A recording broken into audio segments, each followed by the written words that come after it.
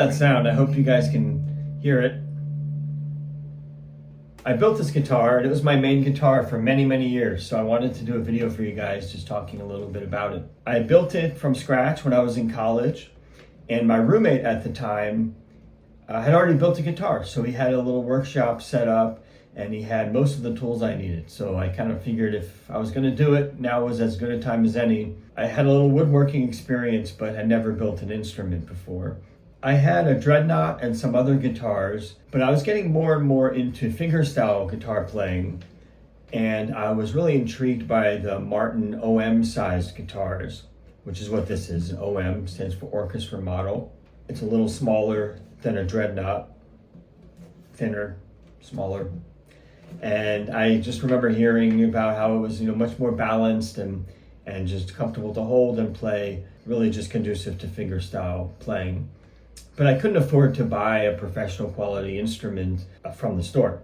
So I drove out to the Martin Guitar Factory in Pennsylvania and went to what they called the 1833 shop, which is a shop where they keep all the tone woods and the luthier supplies and the parts for guitar builders, etc.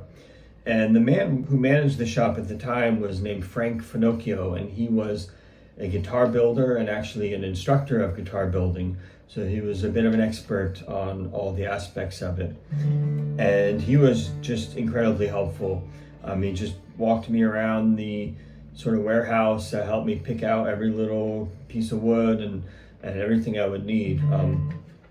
The top is spruce. And an interesting thing about the top is it was one of the tops that Martin selected for a very limited run of guitars they did to commemorate the original orchestra model, which was, again, back in the 1920s or 30s, called the Perry Bechtel model. Perry Bechtel was the first player that played the OM, and Martin built the guitars for him. I think the story was either he was a banjo player or there was a banjo player in the orchestra. And so, but he needed a guitar that really stood out and cut through, so they built this for him. So this was one of the tops that was for that series of guitars. It has the very simple old style rosette here, and it's worn in quite a bit. But the back and sides are walnut.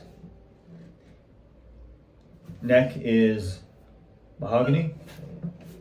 The face plate here on the headstock is walnut. Ebony fretboard, ebony bridge. I really wanted the guitar to be all wood. I didn't want any plastics and I didn't want any fancy inlays or anything. Very simple, understated. There's no pickguard, clearly.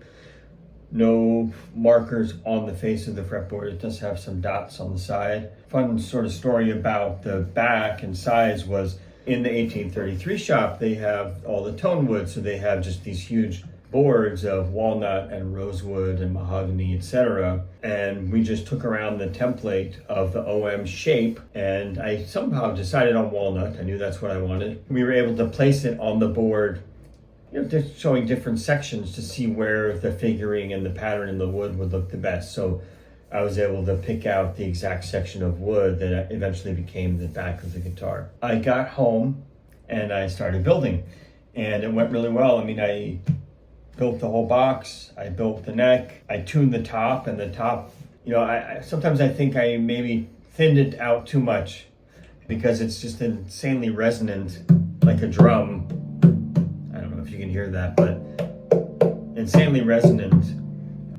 And the braces I did pretty thin as well. So it's holding up pretty much after 20 years or whatever, and it just sounds amazing. I did all the bracing, scalloping, everything. The body and the neck were just coming out so well that at a certain point, I didn't want to screw it up the further I got into it. And I knew that some critical parts were still coming in the process.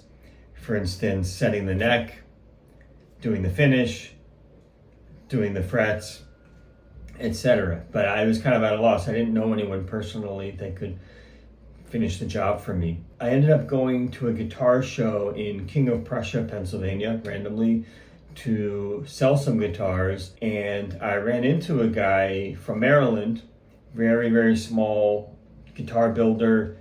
I think he had one or two instruments that he built at the show, And he was basically specializing in recreating vintage Martin style instruments from the the golden era, pre-war Martin style stuff. So we started talking, and I explained my project to him, and he was into helping me finish it, do the rest of the critical items. So I met up with him. I think I drove to his house in Maryland, dropped off the box and the neck and wished him luck, and came back in a couple months to pick it up, and it was just glorious.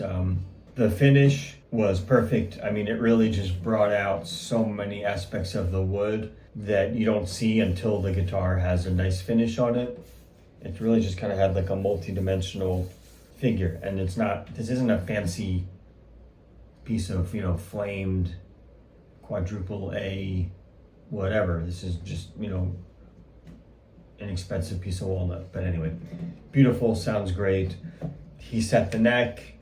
I can't remember if he carved the bridge or if I did, but this is a vintage style pyramid bridge, which you can, kind of see has like pyramid shapes on either side of the bridge. And this is different than the belly bridge that you usually see, which has the sort of belly coming out, the belly bridge is actually a little sturdier than the pyramid bridge, but this is what it is. I love the sound of it. Like I said, it was my main guitar for probably 10, 15 years, and it was just, and still is, a very inspiring instrument to me. I toured the heck out of it. I practiced on it. I wrote so many songs, and it was just inspiring. It definitely shows its age, I guess, and its wear. It has some cracks, and it needs a setup for sure. The strings are insanely dead, as you probably heard when I was playing it, but it's still, you can probably hear what I love about it. It's very resonant, but it's very dry and woody, I would say.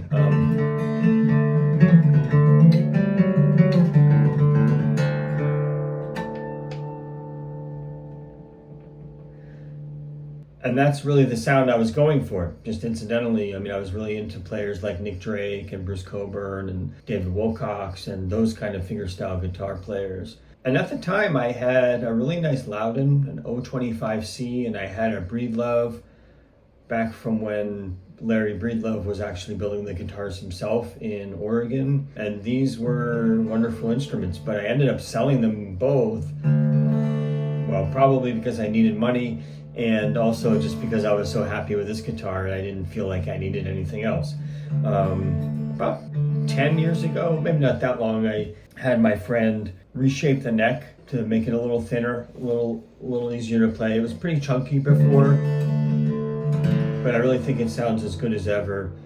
And I hope you guys have enjoyed this little story of this guitar. It means a lot to me, and it's been through just so many phases of my life, so many moves, so many bands and records and songs and kids and everything. So I hope you enjoyed this. Please comment if you have any questions. I'd love to know what you think, and always happy to talk guitars. See you soon.